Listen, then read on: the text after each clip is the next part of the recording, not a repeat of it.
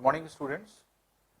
देखिए, जैसे कि आपने जो है पहला टॉपिक ज्योग्राफी का जो इंडिया है, इंडिया लोकेशन एंड साइज, इसको हम लोग ने ख़त्म कर दिया और इसकी थ्योरी सारी चीज़ें जान ली, सारी इंफॉर्मेशन हम लोग ने जान ली।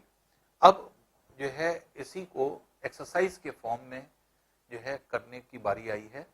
और अब हम लोग जो है आपके एक तरह से जो भी हम लोग ने पढ़ा है, एक्सरसाइज क्या होती है, एक तरह से जो भी आपने थ्योरी जाना है उस थ्योरी का इम्प्लीमेंटेशन, कैसे आप इम्प्लीमेंट करते हैं चीज़ों को, पढ़ी हुई चीज़ को कैसे आप अप्लाई करते हैं, तो वो होती है एक्सरसाइज।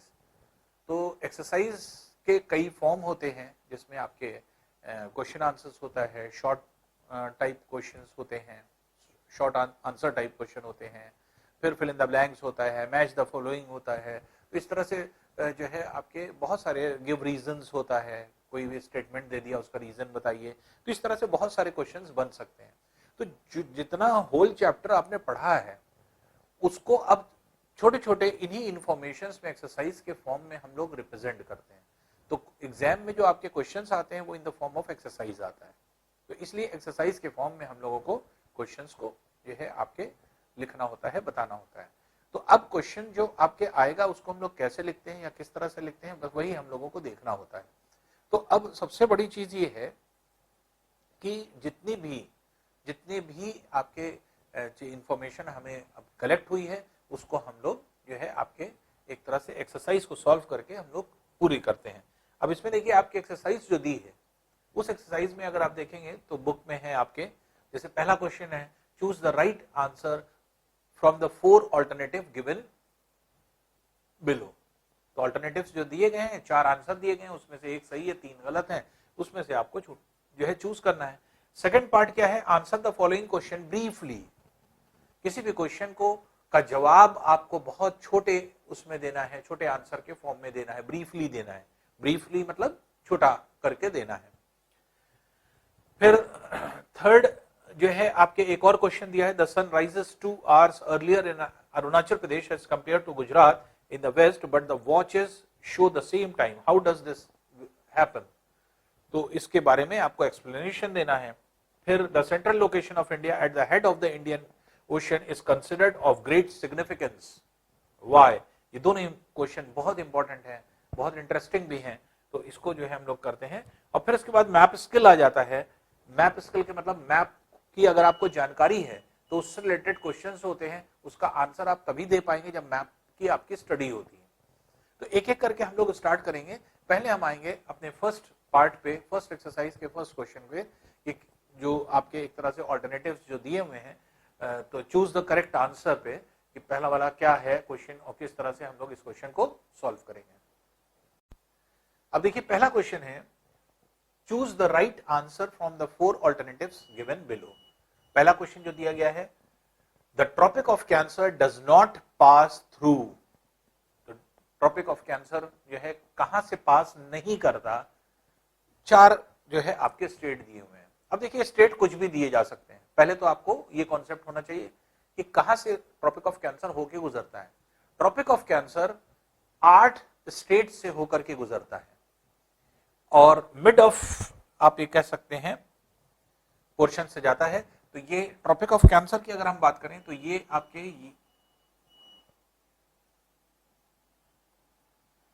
ये इसकी पोजीशन है, ये है 23.5 डिग्री नॉर्थ, 0 डिग्री इंडिया के नीचे से यहां से जाता है, ये 23.5 डिग्री नॉर्थ। तो ये जो है आपके एक तरह से जो है ये लाइन जा रही है। 8 कौन कौन सी स्टेट है, रटने की जरूरत नहीं है, समझने की जरूरत है। मैप अगर क्लियर है तो आसानी से आप निकाल लेंगे। पहला गुजरात, गुजरात से होकर जाता है। दूसरा राजस्थान, राजस्थान से होकर जाता है। तीसरा मध्य प्रदेश, मध्य प्रदेश से होकर जाता है। चौथा छत्तीसगढ़, छत्तीसगढ़ को कट करके जा रहा है। फिर 5वां जो है आपके झारखंड है। छठा वेस्ट बंगाल है। 7वां त्रिपुरा है और 8वां मिजोरम है। तो कौन कौन से स्टेट्स हो गए जिससे कि आपकी कर्क रेखा जाती है, ट्रॉपिक ऑफ कैंसर जाता है? गुजरात, राजस्थान, मध्य प्रदेश, छत्तीसगढ़, झारखंड, वेस्ट बंगाल, त्रिपुरा, मिजोरम, इन 8 स्टेट से होकर के जाता है। अब इन 8 इस तरह का क्वेश्चन जब भी आएगा, इन 8 में से कोई 3 स्टेट देगा और एक कोई ऐसा स्टेट देगा जो इससे नहीं पास होकर के जाता। तो अब जैसे क्वेश्चन में देखिए ऑप्शन में क्या क्या दिया है, राजस्थान, क्या राजस्थान से होकर जाता है या नहीं जाता है? जाता है। गुजरात, राजस्थान, मध्य प्रदेश, छत्तीसगढ़, मध्य प्रदेश से लगा हुआ छत्तीसगढ़, छत्तीसगढ़ से लगा हुआ झारखंड है जो कि बिहार के नीचे है, झारखंड, झारखंड के बाद वेस्ट बंगाल है, और फिर उधर की तरफ जो है त्रिपुरा और मिजोरम है। तो झारखंड राजस्थान से होकर के जाता है। फिर जैसे मान लीजिए उड़ीसा है, उड़ीसा से नहीं जाता, यही आपका आंसर होना चाहिए। फिर छत्तीसगढ़, छत्तीसगढ़ से होकर जाता है, त्रिपुरा से भी होकर के जाता है। तो अब यहां पे अगर आप देखिए तो राजस्थान, छत्तीसगढ़, त्रिपुरा, राजस्थान, छत्तीसगढ़ और त्रिपुरा ये दिया हुआ है। और उड़ीसा कहां पे आ रहा है? ये आ रहा है, ये पिंक वाला, ये वाला हिस्सा। तो ये तो काफी ऊपर से जा रहा है, ट्रॉपिक ऑफ कैंसर, जो उड़ीसा से टच करके नहीं जा रहा है। तो फोर्थ स्टेट कोई भी दिया जा सकता है। इन 8 स्टेट को छोड़ करके कोई भी आपके स्टेट दिया जा सकता है, जो भी आपके दिया जाए। कोई जरूरी नहीं कि उड़ीसा ही दिया जाए, एग्जाम में हो सकता है उड़ीसा छोड़ करके महाराष्ट्र कर दे, हो सकता है कि आपका तेलंगाना कर दे। तो ये आपको पता होना चाहिए, रटिए नहीं कि क्वेश्चन का आंसर यही देगा, एग्जाम में हो सकता है कि ऑप्शन बदल दे। तो आपको ये पता होना चाहिए कि जो ट्रॉपिक ऑफ कैंसर है, it passes through 8 states of country, that is Gujarat, Rajasthan, Madhya Pradesh, Chhattisgarh, Jharkhand, then West Bengal, Tripura और मिजोरम। ये 8 स्टेट से होकर के जाता है। इसी से कंसर्निंग आपका ये क्वेश्चन था। तो इसलिए इस क्वेश्चन का आंसर अगर आप देखेंगे तो आपका उड़ीसा हो जाएगा। उड़ीसा से ये पास नहीं करता, बाकी राजस्थान से, छत्तीसगढ़ से, त्रिपुरा से होकर के जा रहा है, इसलिए ऐसा जो है आपके डिफाइन किया गया। थर्ड क्वेश्चन है, देखिए, Uttarakhand, Uttar Pradesh, Bihar, West Bengal and Sikkim have common frontier with, frontier means boundary. कौन ऐसी कंट्री दी गई है? China, Bhutan, Nepal, Myanmar. कौन सी ऐसी कंट्री है जो टच करती है किसको किसको? उत्तराखंड को। उत्तराखंड मतलब उत्तरांचल जिसको कहा जाता है, उत्तर प्रदेश को, बिहार को, वेस्ट बंगाल को और सिक्किम को। तो ये 5 स्टेट को टच करती थी कौन सी बाउंड्री? नेपाल की। देखिए ये था नेपाल, ये पूरा नेपाल है, ये नेपाल है। अब ये नेपाल को अगर आप देखें तो इधर ये उत्तराखंड,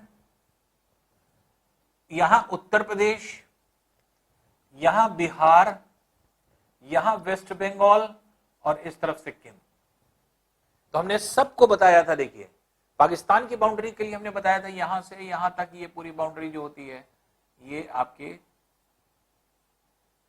4 स्टेट्स और एक जो है यूनियन टेरिटरी को टच करती है, जिसमें से एक गुजरात, राजस्थान, पंजाब, ये 3 ये आपके हो गए, और जो है आपके ऊपरी भाग में जम्मू कश्मीर, ये हिस्सा जो है आपके, और जम्मू कश्मीर का हिस्सा जो है आपके ये अब बन गया है, ये जम्मू कश्मीर हो गया, ये लद्दाख हो गया ऊपर। तो ये यही जो है आपके चेंजेस आए हैं इसमें। तो ये जो है आपके एक तरह से अब 3 स्टेट हो गए, पहले 4 स्टेट को टच कर दी थी पाकिस्तान की बाउंड्री, अब 3 स्टेट को टच कर दी है, गुजरात, राजस्थान, पंजाब, और जो तीसरा चौथा स्टेट था वो 2 यूनियन टेरिटरी में कन्वर्ट हो गया। तो इसमें से एक जम्मू कश्मीर और एक लद्दाख को करती है। तो इसलिए जो है आपके 3 स्टेट और 2 यूनियन टेरिटरी को टच करती है पाकिस्तान। फिर इसी तरह से अफगानिस्तान जो है लद्दाख को, चाइना, जम्मू कश्मीर, लद्दाख इधर से सॉरी, फिर हिमाचल प्रदेश, उत्तरांचल, सिक्किम, अरुणाचल प्रदेश, इन बाउंड्रीज को टच करती है। नेपाल में जैसे हमने आपको बताया था उत्तरांचल, उत्तर प्रदेश, बिहार, वेस्ट बंगाल, सिक्किम। भूटान को हमने बताया था 4 स्टेट को टच करता है, इधर सिक्किम, इधर की तरफ वेस्ट बंगाल, इधर की तरफ असम, इधर की तरफ अरुणाचल प्रदेश। फिर म्यांमार को हमने आपको बताया था कि म्यांमार की बाउंड्री इधर अरुणाचल प्रदेश, यहां नागालैंड, इधर की तरफ मणिपुर, यहां मिजोरम। बांग्लादेश के लिए हमने आपको बताया था कि बांग्लादेश की बाउंड्री जो है ये आपके जो है किस स्टेट को टच करेगी, इधर वेस्ट बंगाल है, ऊपर की तरफ असम, असम दो तरफ से इधर और इधर दोनों तरफ से करती है, मेघालय ऊपर की तरफ, फिर यहाँ पर त्रिपुरा और यहाँ पर मिजोरम। तो ये जो है आपके कंट्री हो जाती है जो इसको टच करती है। तो इसलिए इसका आंसर क्या होना चाहिए, इसका आंसर होना चाहिए कि उत्तराखंड, उत्तर प्रदेश, बिहार, वेस्ट बंगाल और सिक्किम को टच करने वाली जो कॉमन फ्रंटियर बनता है वो किससे बनता है, नेपाल से। ठीक है ना, तो ये नेपाल जो है ये बाउंड्री इसको टच करती है। तो कॉमन फ्रंटियर बनने का मतलब कॉमन बाउंड्री किस देश की है, जो इन सभी राज्यों को टच करती, सभी स्टेट्स को टच करती। नेक्स्ट है देखिए, if you intend to visit Kavaratti during your summer vacations, which one of the following union territory of India you will be going to?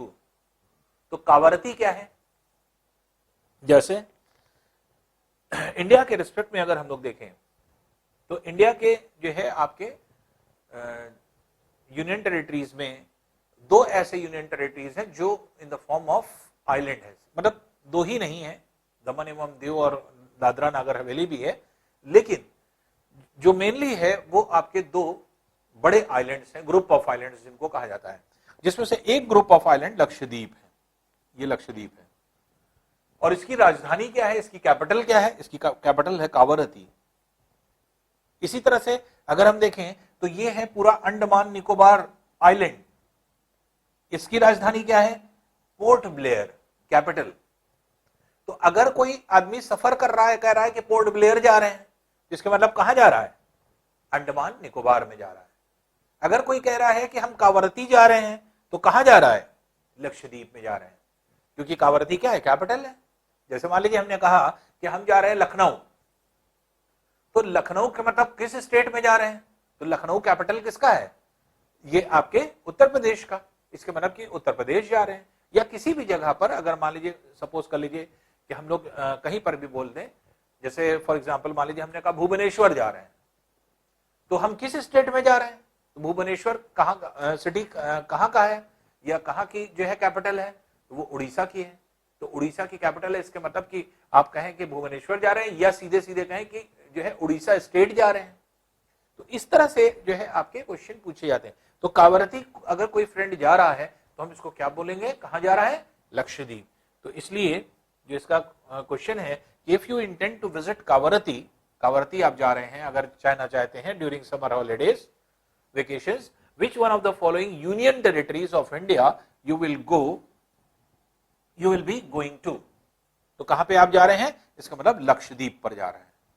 तो इसलिए बी जो है आपका आंसर हो जाएगा कि लक्षद्वीप में आप इसको जा रहे हैं।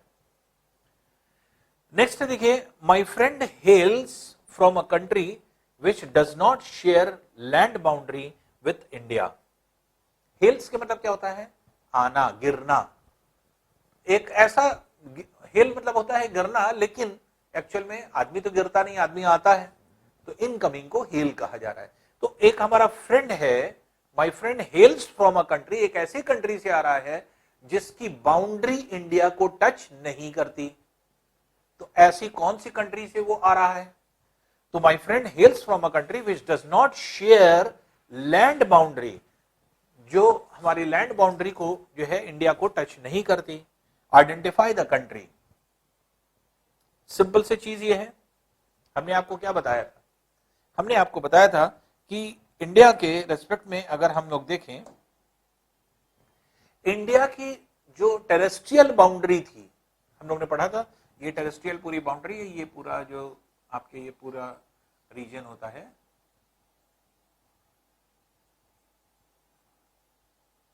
ये यहां तक। तो इंडिया की टेरेस्ट्रियल बाउंड्री 7 कंट्रीज को टच करती है, ये दिमाग में रखना पड़ेगा आपको।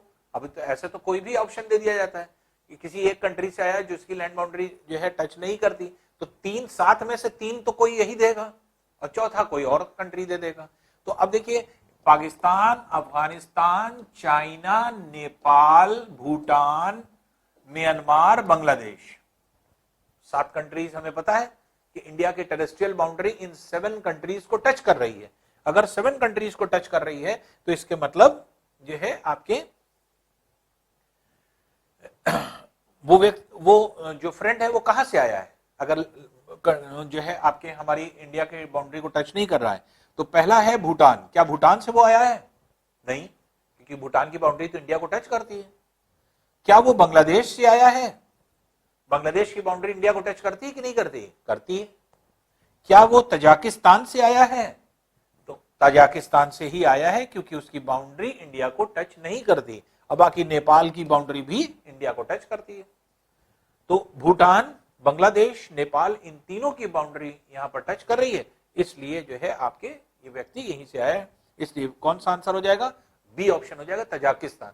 तजाकिस्तान जो है ये इंडिया को टच नहीं करती, दूर है। और आपको ऐसे अगर आपको देखना है तो यहां से आप देख सकते हैं, ये है तजाकिस्तान जो यहां तक आता है, लेकिन वो इंडिया के ऊपर ही, आप इसको अगर यहां पे ध्यान से देखें तो इंडिया को देखिए, ये तजाकिस्तान यहां तक आया है और ये आकर के ये ऊपर से ही कट गया है, इंडिया को टच नहीं करता।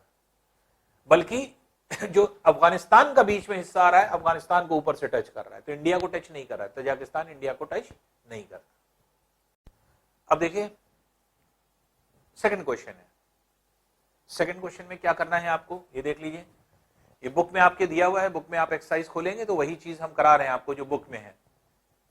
तो आप लोग जब इसको पढ़ें तो बुक सामने खोल करके रख लें। तो answer the following questions briefly. पहला क्या है? Name the group of islands lying in the Arabian Sea. Arabian Sea में कौन से आइलैंड्स हैं? Name the countries which are larger than India. फिर which island group of India lies to its south east. और फिर उसके बाद fourth question है, which island countries are our southern most neighbours. सारे क्वेश्चन आप पढ़ चुके हैं, बस आपको डिस्कस करना है। पहला क्वेश्चन हम लोग डिस्कस करने जा रहे हैं, name the group of islands lying in the Arabian Sea. Arabian Sea में इंडिया के कौन से ग्रुप ऑफ आइलैंड्स रहते हैं? तो अभी हमने जैसे आपके इसको डिस्कस भी किया था कि इंडिया की बात अगर हम करें तो ये है आपका अरेबियन सी।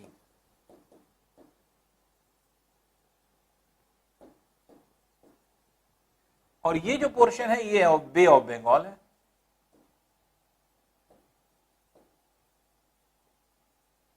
अगर हमसे कहा जाएगा कि इंडिया के कौन से आइलैंड ऐसे हैं जो बे ऑफ बंगाल में लाई करते हैं, तो हमारा आंसर क्या हो जाएगा? Andaman and Nicobar island. अगर हमसे पूछा जाएगा कि अरेबियन सी में इंडिया के कौन से ग्रुप ऑफ आइलैंड रहते हैं, तो हम क्या कहेंगे? लक्षद्वीप। इसलिए इस क्वेश्चन का आंसर क्या है? अरे यही पूछ रहा है कि इंडिया के अरेबियन सी में कौन से ग्रुप ऑफ आइलैंड्स हैं, तो आंसर क्या हो जाएगा? लक्षद्वीप। तो name the of the group of islands in Arabian Sea. तो क्या है? The group of islands lying in the Arabian Sea is Lakshadweep. तो लक्षद्वीप जो है वो इसका आंसर हो जाएगा। नेक्स्ट देखिए क्वेश्चन क्या है। सेकंड क्वेश्चन क्या था? Name the countries which are larger than India. India से बड़े कंट्री कौन से थे? तो हमने आपको बताया भी था, बता भी रहे थे। फिर से देख लीजिए, हमने आपको बताया था रशिया ये पहला सबसे बड़ा कंट्री है वर्ल्ड का एरिया वाइज। सेकंड पे कनाडा, ये पूरा ग्रीन वाला पूरा कनाडा है। थर्ड पे यूएसए, पहले यूएसए छोटा था जब अलास्का नहीं जुड़ा था, अलास्का कंबाइन होने के बाद थर्ड प्लेस पे आ गया, थर्ड है। फोर्थ पे चाइना, फिफ्थ पे ब्राजील, सिक्स्थ पे ऑस्ट्रेलिया, सेवेंथ पे इंडिया। तो इंडिया सेवेंथ लार्जेस्ट कंट्री हम लोग ने पढ़ा था। सेवेंथ लार्जेस्ट कंट्री है, इसके मतलब उससे 6 जो है ऐसे कंट्री हैं जो एरिया वाइज बड़े हैं एरिया में। तो वो कौन कौन से हैं? अगर हम जो है आपके इसके एरिया के असेंडिंग और डिसेंडिंग ऑर्डर में लगाएं तो पहला क्या आएगा? रशिया, सबसे बड़ा क्षेत्रफल एरिया। दूसरा कनाडा, तीसरा यूएसए, चौथा चाइना, पांचवा ब्राजील, छठा जो है आपके ऑस्ट्रेलिया और सातवां जो है आपके ये इंडिया हो जाता है। तो ये जो है आपके अगर आप देखें तो जो है आपके ये 6 कंट्रीज हो जाते हैं। तो यही पूछा गया है, name the countries which are larger than India. तो there are 6 countries which are larger than India in area. These countries are Russia, Canada, USA, China, Brazil and Australia. तो आपका आंसर क्या होगा? इस फॉर्म में होगा. तो ये आपका आंसर हो जाएगा. क्वेश्चन आपके ये दिया है सेकंड वाले पार्ट. तो there are 6 countries which are larger than India in area. These countries are Russia, Canada, USA, China, Brazil, Australia. और फिर 7th पोजीशन पे कौन आ जाएगा? इंडिया आ जाता है. तो इसलिए 7th largest country in the world जो है आपके इंडिया होता है. थर्ड क्वेश्चन है, देखिए थर्ड क्वेश्चन था which island group of India lies in south east. पहले डायरेक्शन को समझ लें हम लोग.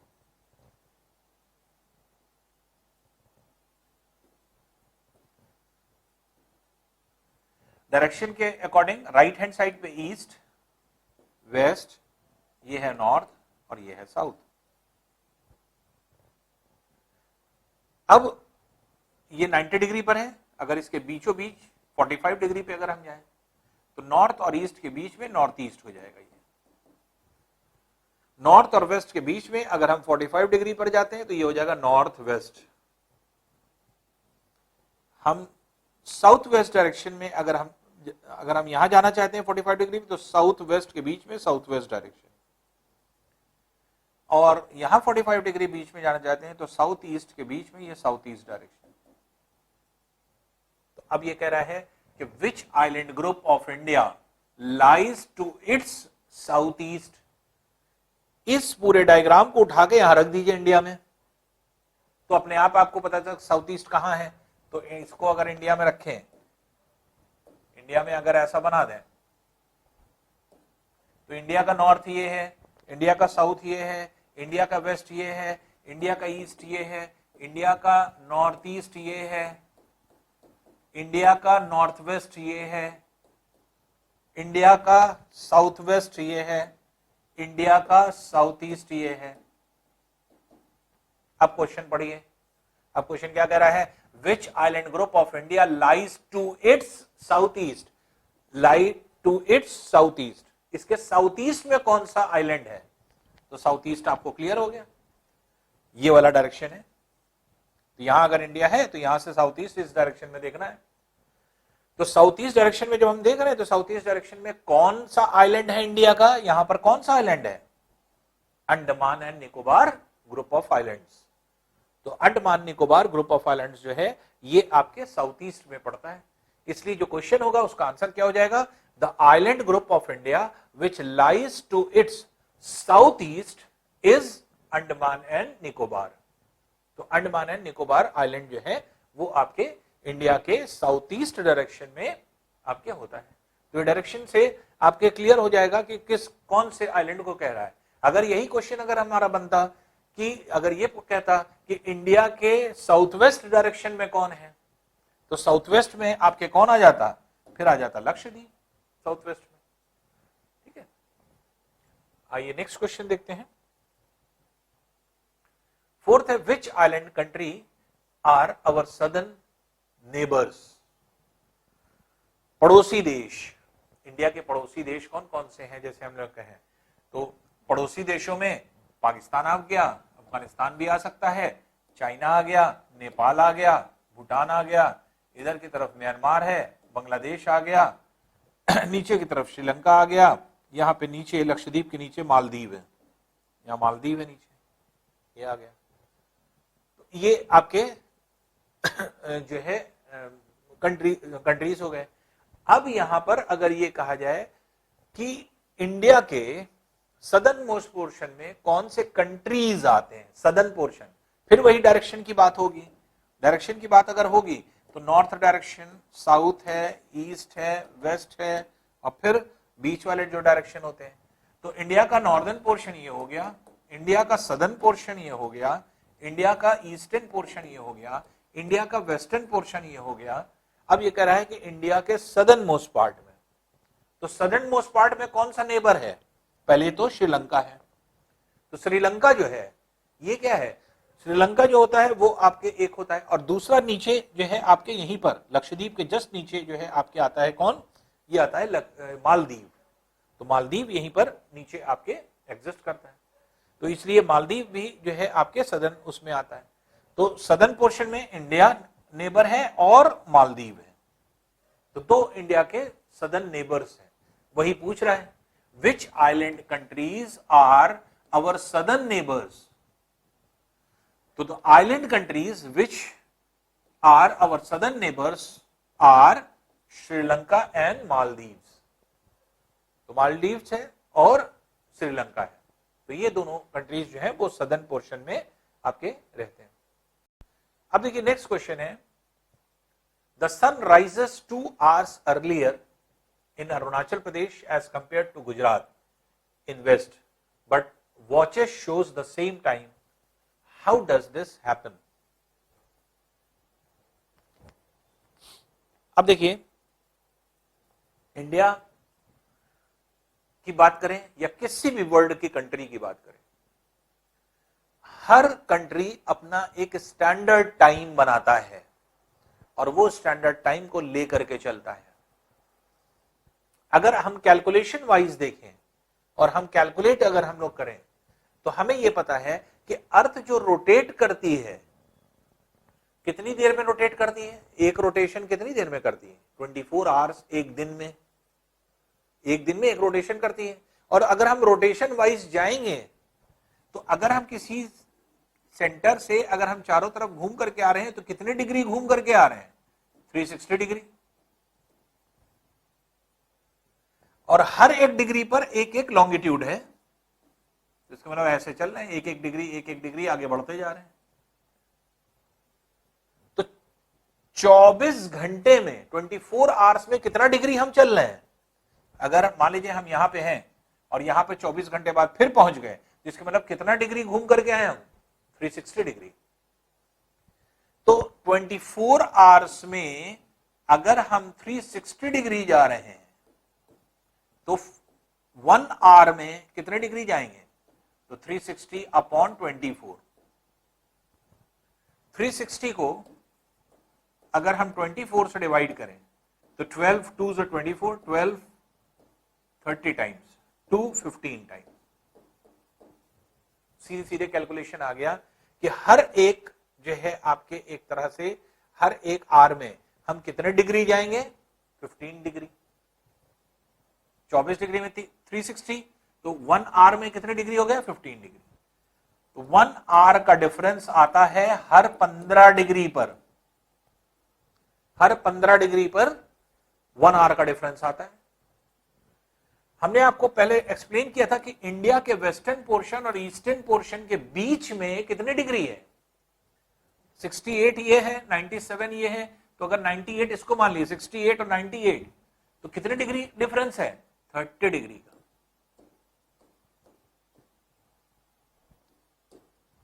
30 डिग्री का डिफरेंस है। 15 डिग्री पर 1 घंटे का डिफरेंस आता है, तो 30 डिग्री पर कितने घंटे का अंदर आएगा, 2 घंटे का आएगा। इसलिए अरुणाचल प्रदेश के टाइम से गुजरात का टाइम जो है वो क्या होगा, 2 घंटे का फर्क होगा। और क्योंकि अर्थ रोटेट कर रहा है वेस्ट टू ईस्ट, इसलिए पहले सनरेज कहां आएंगी, ईस्टर्न पोर्शन में, फिर सनरेज आएंगी वेस्टर्न पोर्शन में। तो अगर, लेकिन पूरे इंडिया में क्या होता है, सनराइज और सनसेट का टाइम अलग अलग है खाली, लेकिन पूरे इंडिया में एक ही टाइम माना जाएगा। तो हर कंट्री क्या करती है, हर कंट्री के साथ कॉन्सेप्ट ये रहता है कि हर कंट्री, कोई भी कंट्री अगर होगी तो वो देखती है कि हमारे बीच से कौन सा लॉन्गिट्यूड जा रहा है, बीच में जो लॉन्गिट्यूड जा रहा है वहां पर जो टाइम होता है वही पूरे कंट्री में मान लिया जाता है, वही पूरे कंट्री का टाइम हो जाता है। तो इसको उस कंट्री का स्टैंडर्ड टाइम कहा जाता है। तो पूरे इंडिया के वेस्ट से ईस्ट पोर्शन में 2 घंटे का फर्क आता है। कैसा फर्क, देखिए हम बता रहे हैं, अगर 4 यहां बजा है सुबह का, 4 यहां भी बजेगा, हम लोग जहां उत्तर प्रदेश में यहां पर भी 4 बजेगा। सनरेज पहुंच गई, यहां पहुंच गई सनरेज, क्योंकि अर्थ ऐसे रोटेट कर रहा है। ये है, मान लीजिए कि आपका अरुणाचल प्रदेश, ये बीच वाला पोर्शन है उत्तर प्रदेश जहां हम लोग हैं, और ये वाला पोर्शन मान लीजिए आपके गुजरात वाला। तो सुबह 4 बजे 4 यहां बजा था, 4 यहां बजा था, 4 पूरे इंडिया में 4 बजा था। तो ये क्या है कि आपका 4 बजा है, तो यहां पर सनराइज हो गया, क्योंकि यहां हम पहुंच गए सनराइज। अब क्या हुआ, जब 5 बजा, 1 घंटे बाद, 1 घंटे में 15 डिग्री आगे खिसक जाएगी, अर्थ आगे मूव कर जाएगी। तो ये उत्तर प्रदेश की जगह आ गया गुजरात, गुजरात जो है वो अरुणाचल प्रदेश की जगह आ गया, अरुणाचल प्रदेश और आगे चला गया। तो अब जो सनराइज हो रहा था अरुणाचल प्रदेश में, अब कहां हो रहा है, उत्तर प्रदेश में। तो 1 घंटे बाद जब 5 यहां बजेगा, 5 यहां बजेगा, 5 यहां बजेगा, तो सनराइज अब यहां हो रहा है। यहां सनराइज 4 बजे हो चुका है, 1 घंटे पहले हो चुका है, यहां अभी सनराइज नहीं हुआ है वेस्टर्न पोर्शन में। उसी तरह से 2 घंटे बाद 30 डिग्री चल करके गुजरात यहां पहुंच जाएगा आगे 30 डिग्री, उत्तर प्रदेश और आगे पहुंच जाएगा, अरुणाचल प्रदेश और। 1 घंटे बाद जब 6 बजेगा, यहां भी 6 यहां बजेगा, 6 यहां बजेगा, 6 बजे गुजरात में जब जो है आपके सनराइज होगा, तो उत्तर प्रदेश में सनराइज हुए 1 घंटा हो जाता है, लेकिन जो है आपके एक तरह से अरुणाचल प्रदेश में 2 घंटा हो चुका होता है सनराइज में। और वही चीज सनसेट में है, सनसेट पहले यहां होगा शाम में 5 बजे, 5 यहां बज रहा है, यहां भी हो रहा है, क्योंकि सन ऐसे आता है और ऐसे डूबता है, तो लास्ट में वेस्टर्न पोर्शन की तरफ दिखाई पड़ेगा। तो पहले यहां सनसेट हो जाएगा 5 बजे शाम में, 5 यहां बजाए, 5 यहां बजाए, फिर 6 बजे यहां होगा, फिर 7 बजे यहां हो जाएगा सनसेट। तो जब यहां सनसेट होता है तो वहां पर सनसेट हुए 2 घंटा हो जाता है अरुणाचल प्रदेश में। तो इसलिए जल्दी रात हो जाती है, वहां पर जल्दी सुबह होती है, जल्दी रात होती है। यहां देर में सुबह होती है, देर में रात होती है वेस्टर्न पोर्शन में। तो 2 घंटे का फर्क है, लेकिन पूरे इंडिया में एक ही समय टाइम लिया जाता है। वो क्या है, 82.5 डिग्री ईस्ट से इंडिया का टाइम दिया गया है, जिसको इंडियन स्टैंडर्ड टाइम कहते हैं। इंडियन स्टैंडर्ड टाइम के नाम से इसको जाना जाता है। तो अब इंडियन स्टैंडर्ड टाइम अगर हम देख रहे हैं तो वो कहां से लिया गया है, ये देख लें। 82.5 डिग्री ईस्ट, 82 डिग्री 30 मिनट से ये लिया गया है ये। और ये कहां से जाता है, इलाहाबाद के पास से, मिर्जापुर से होता हुआ जाता है लाइन। तो यहां पर जो टाइम होता है एक्यूरेट टाइम, वही पूरे इंडिया का टाइम है। और इसी को क्या कहा जाता है, IST। IST means Indian standard time, जिसको इंडियन स्टैंडर्ड टाइम के नाम से जाना जाता है। तो अब जो क्वेश्चन कह रहा है, अब इस क्वेश्चन को हम लोग समझ लें।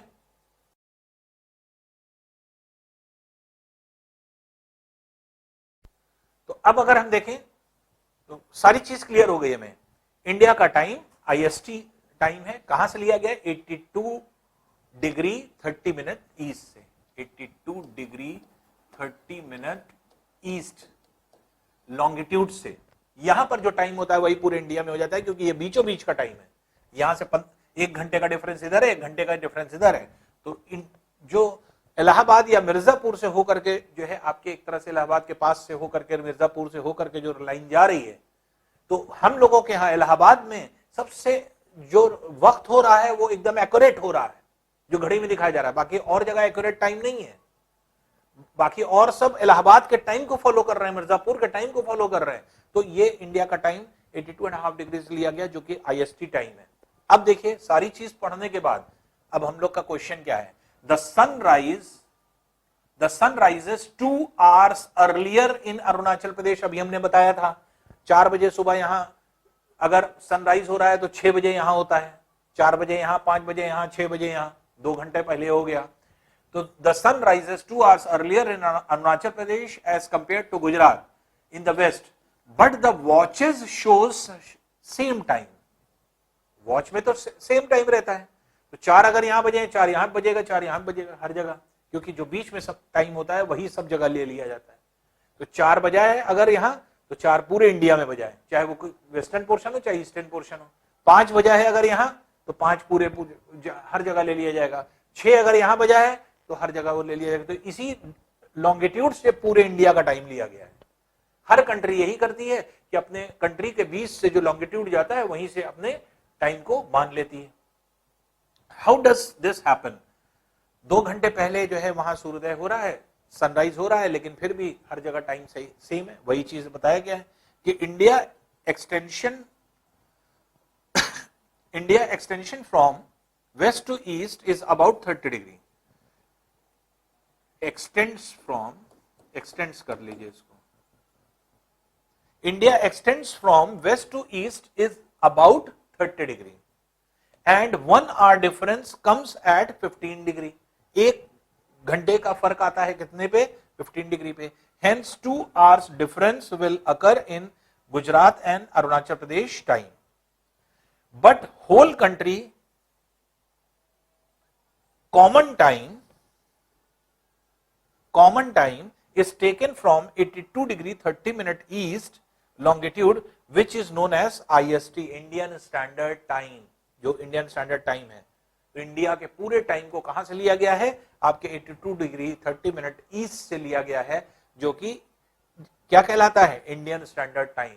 तो पूरे इंडिया का एक टाइम है। ये बहुत डिटेल वे में बहुत इंटरेस्टिंग टॉपिक है, और बड़े क्लासेस में आकर के और भी जो है आपके इसको एक्सपेंड किया जाता है, और कंपटीशन में इससे रिलेटेड बहुत सारे क्वेश्चंस बनाए जाते हैं आगे चल करके। अभी तो ये बेसिक है जो आप चीजों को जान रहे हैं, तो ये आपके ये जानना जरूरी है कि इंडिया के वेस्ट और ईस्टर्न पोर्शन में कितने घंटे का फर्क है। तो 2 घंटे का फर्क है। 2 घंटे पहले वहां पर सनराइज होता है और सनसेट भी होता है 2 घंटे पहले। वेस्ट पोर्शन में 2 घंटे बाद सनराइज होगा और 2 घंटे पहले 2 घंटे बाद सनराइज होगा और 2 घंटे बाद सनसेट भी होगा। तो जितने घंटे का दिन यहां होगा उतने ही घंटे का दिन वहां पर भी होगा, ज्यादा नहीं होगा। तो ये जो है आपके एक तरह से एक्यूरेट बना रहता है, उतने ही घंटे का दिन होता है। तो जैसे फॉर एग्जाम्पल सुबह का 4 यहां बजा, 4 यहां बजा, 4 यहां बजा, 5 यहां, 5 यहां, 5 यहां, 6 यहां, 6 यहां, 6 यहां। ये सुबह की बात हो रही है।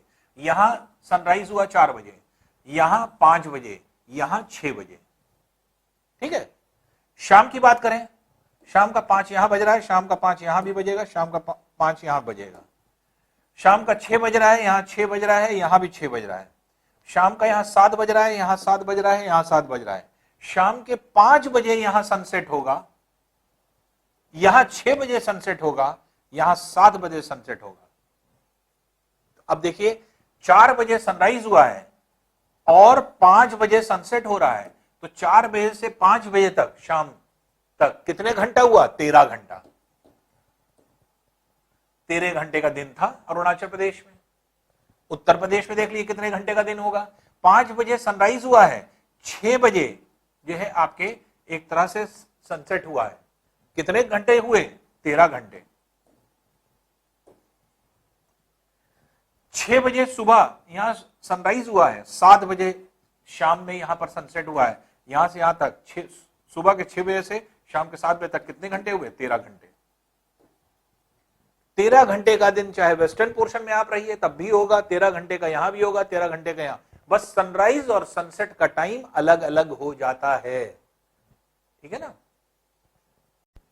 नेक्स्ट है देखिए, the central location of India at the head of Indian Ocean is considered of great significance. Why?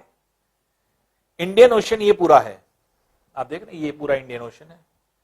Indian ocean के ऊपर बीचों बीच इंडिया है। ये इंडियन ओशन के ऊपर बीचों बीच इंडिया है। तो इसका सिग्निफिकेंट जो है आपके एक तरह से पोजीशन क्यों है? क्या ऐसा जो है इंपॉर्टेंस है? ऐसा इसलिए इंपॉर्टेंस है, हमने आपको बताया था कि जितना भी कंट्रीज का इंपोर्ट एक्सपोर्ट होता है वो सब किससे होता है? ये आपके ये सारा का सारा जो आपके एक्सपोर्ट इंपोर्ट होता है ये आपके जो है वाटर रूट से होता है। तो वाटर रूट से ही, बड़े बड़े जहाज से ही जो है आपके सामान इंपोर्ट होता है, एक्सपोर्ट होता है, एक कंट्री से दूसरे कंट्री जाता है। तो ये जो है आपके इंडिया के पास क्योंकि कोस्ट है लंबा, इसलिए इंडिया जल्दी डेवलप, जिस कंट्री के पास कोस्ट होता है वो जल्दी डेवलप कर जाता है क्योंकि उसके पास सारी चीजें अवेलेबल रहती है। इंडिया कनेक्टेड है किससे? साउथ ईस्ट कंट्रीज से। देखिए कनेक्टेड है, यहां साउथ ईस्ट कंट्रीज में इंडोनेशिया से कनेक्टेड है, जो है थाईलैंड से कनेक्टेड है, मलेशिया से कनेक्टेड है, सिंगापुर से कनेक्टेड है ना। और साउथ ईस्ट पोर्शन में चले जाइए तो ऑस्ट्रेलिया से कनेक्टेड है। वेस्टर्न पोर्शन में आएंगे तो अफ्रीका से कनेक्टेड है, और इधर चले जाएंगे तो आपके यूरोप से कनेक्टेड है। तो इंडिया का कनेक्शन चारों तरफ दिख रहा है।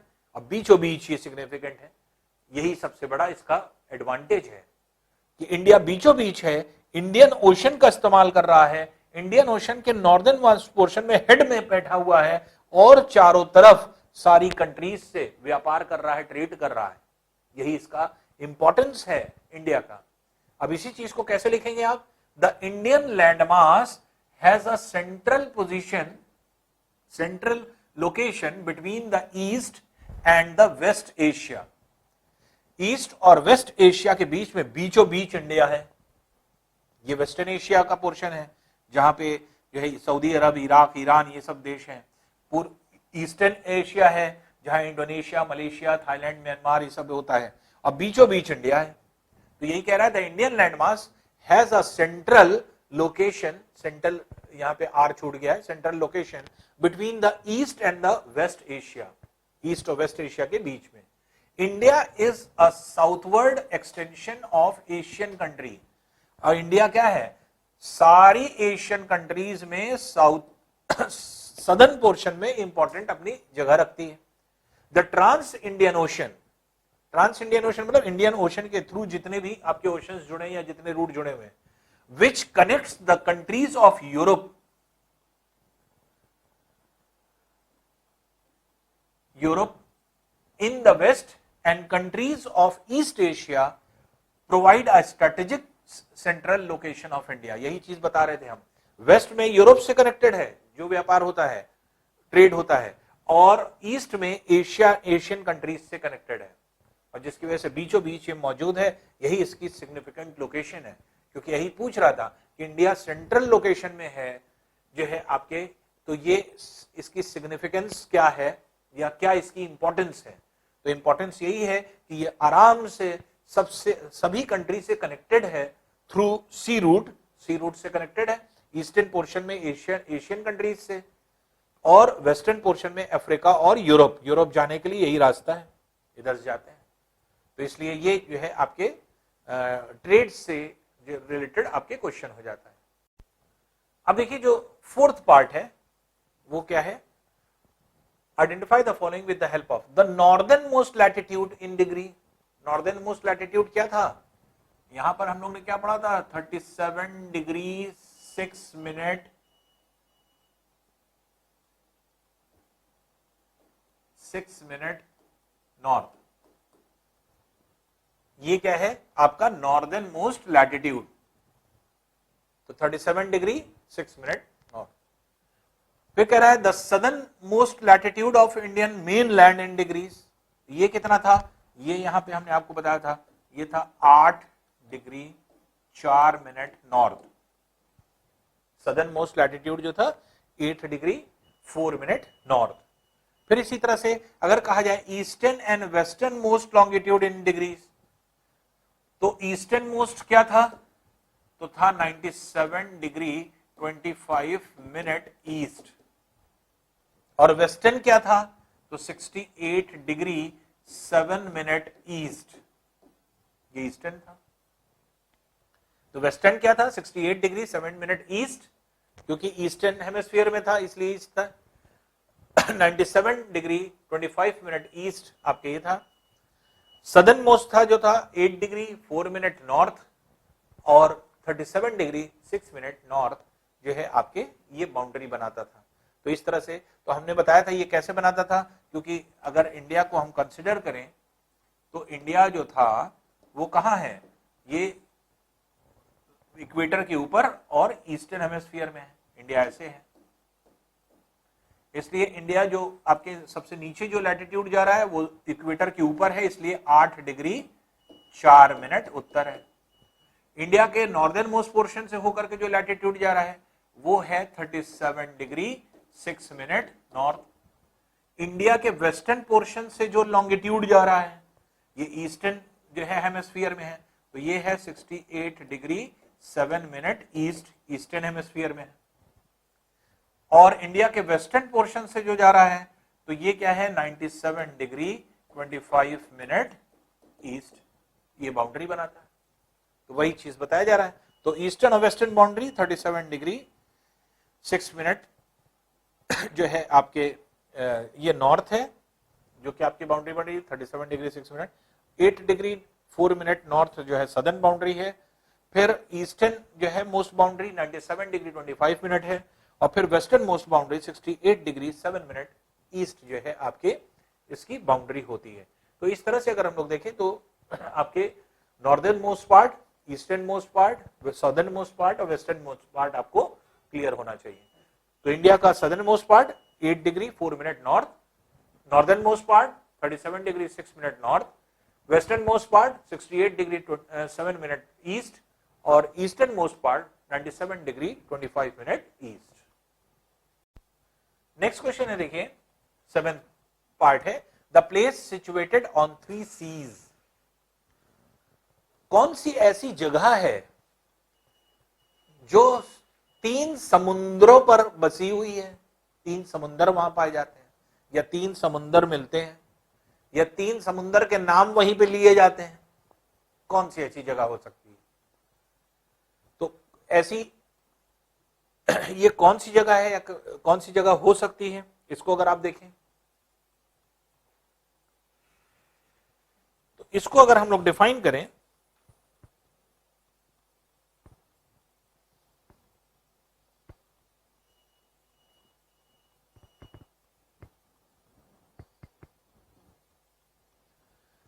तो देखिए इंडिया के जो ये पोर्शन है,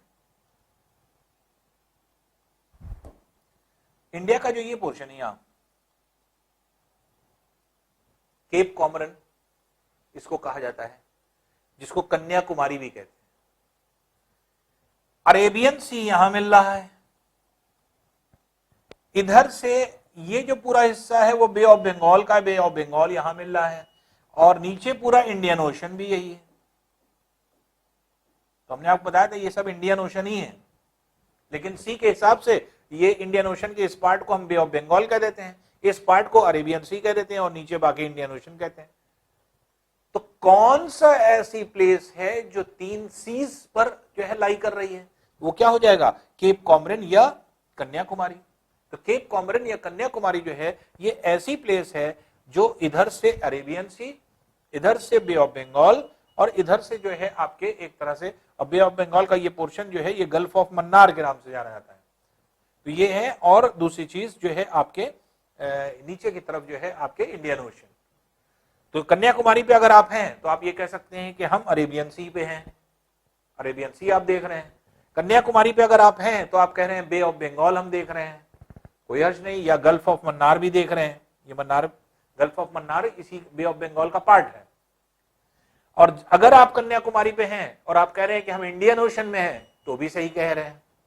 तो कन्याकुमारी पे खड़े होकर के आप तीनों चीज कह सकते हैं कि हम अरेबियन सी को देख रहे हैं, हम इंडियन ओशन को देख रहे हैं, हम बे ऑफ बंगाल को देख रहे हैं, या गल्फ ऑफ मन्नार को। ये गल्फ ऑफ मन्नार का पोर्शन है।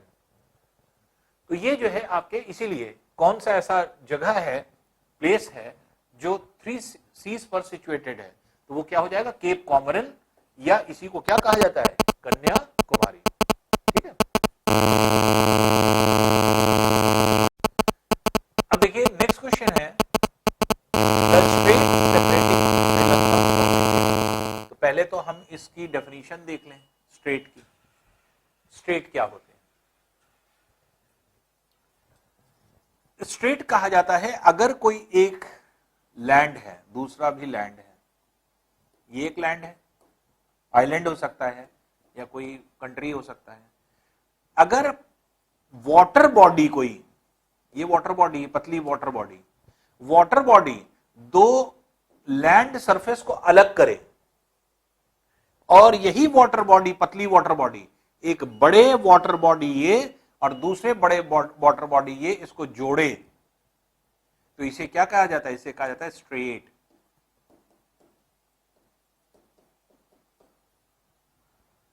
स्ट्रेट को हिंदी में कहते हैं जल संधि। जल संधि, जल संधि के मतलब क्या होता है? जल की संधि कराने वाली, संधि मतलब जोड़ने वाली।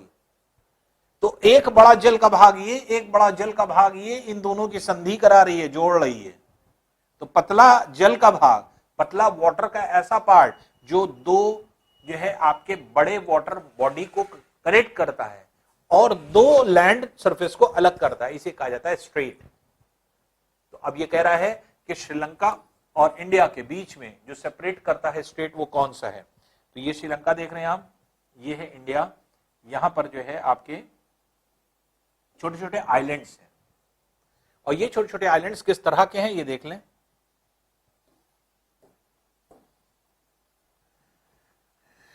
जो इंडिया का पार्ट है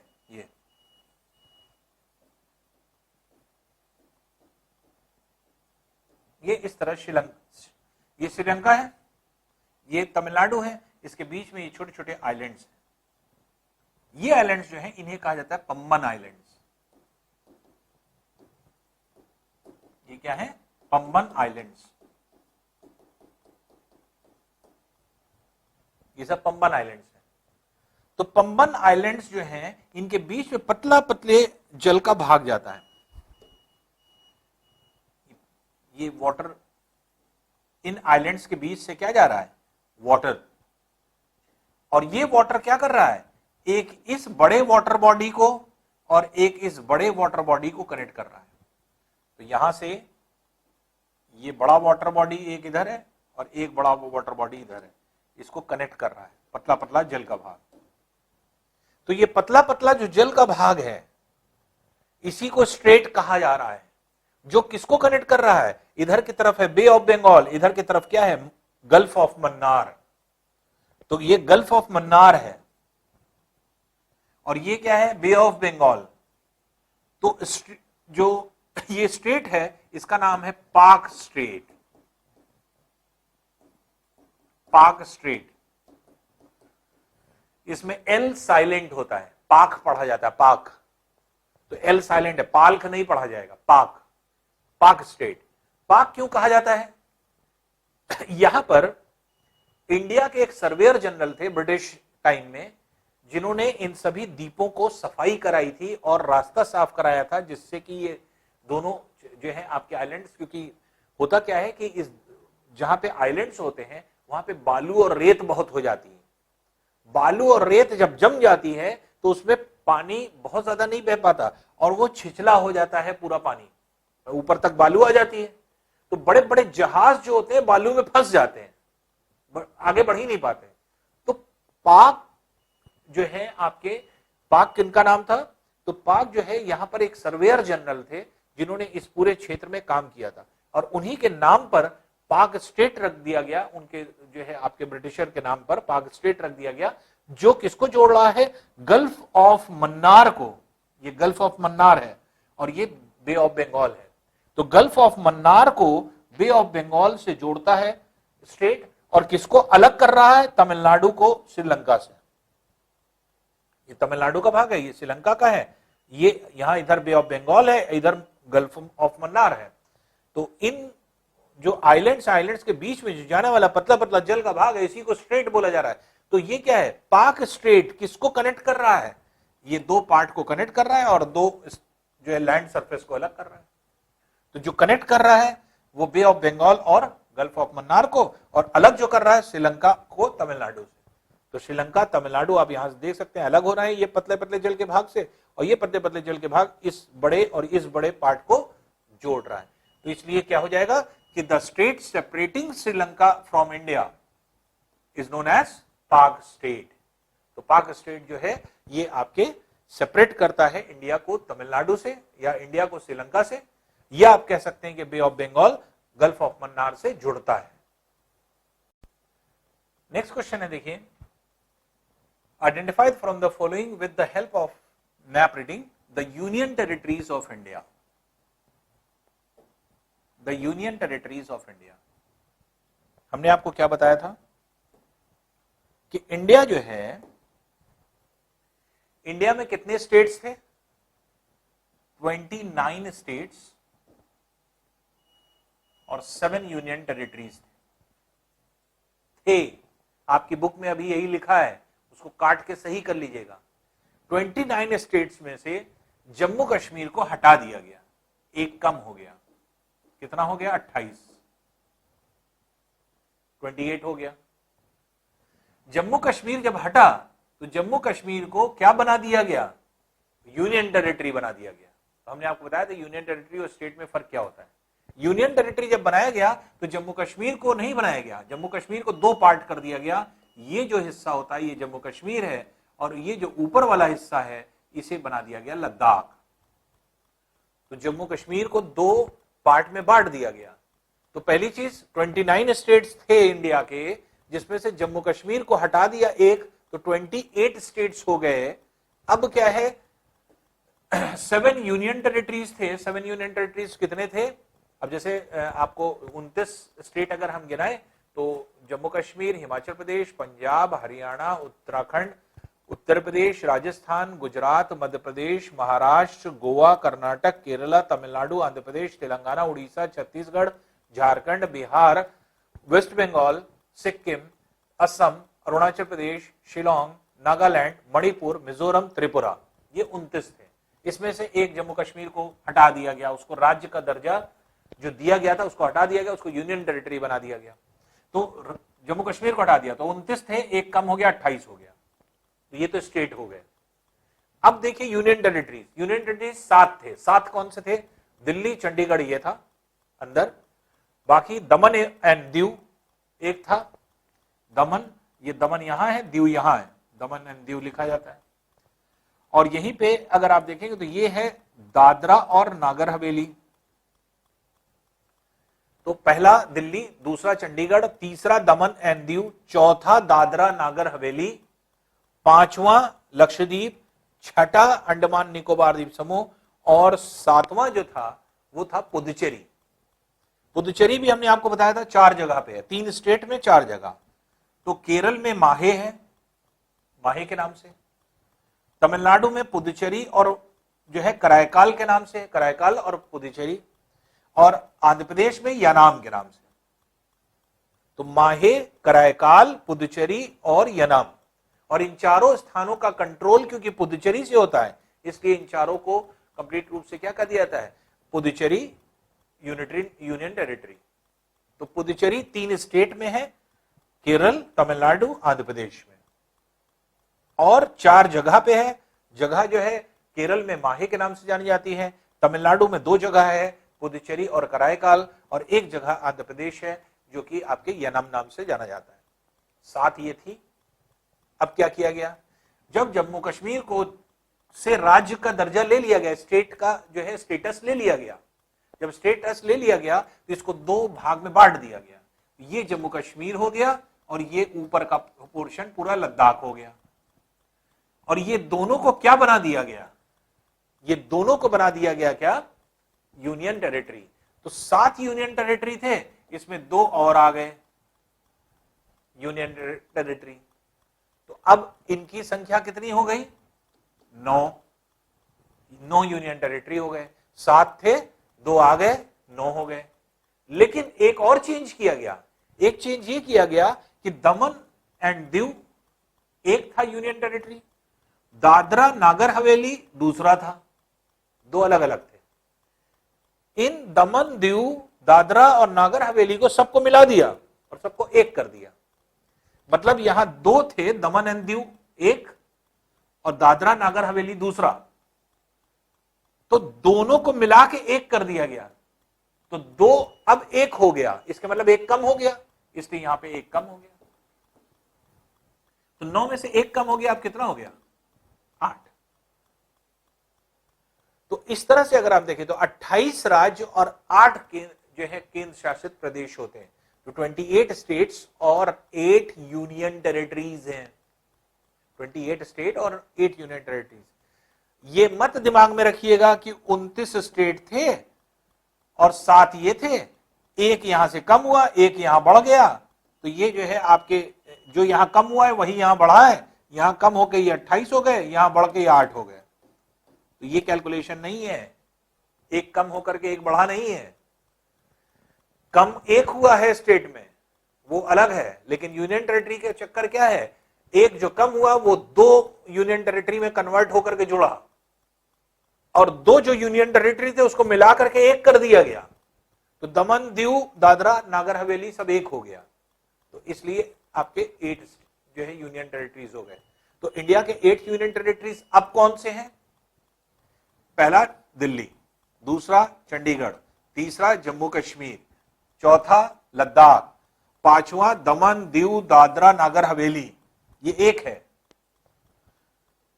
छठा पुदुचेरी, सातवां लक्षद्वीप, आठवां अंडमान निकोबार आइलैंड। 8 हो गए। तो इस तरह से 8 यूनियन टेरिटरीज अब इंडिया के पाए जाते हैं। और इस तरह से अगर हम देखें तो 28 स्टेट्स और 8 यूनियन टेरिटरीज हैं। इसको करेक्शन कर लीजिएगा क्योंकि बुक्स पुरानी छपी हुई है, अब पता नहीं कब उसका नया एडिशन आएगा कब नहीं आएगा। सारी किताबों में 29 स्टेट्स और 7 यूनियन टेरिटरीज दिया हुआ है, बुक में काट करके आप लोग उसको करेक्ट कर लीजिएगा। 28 स्टेट्स, 28 स्टेट्स और 8 यूनियन टेरिटरीज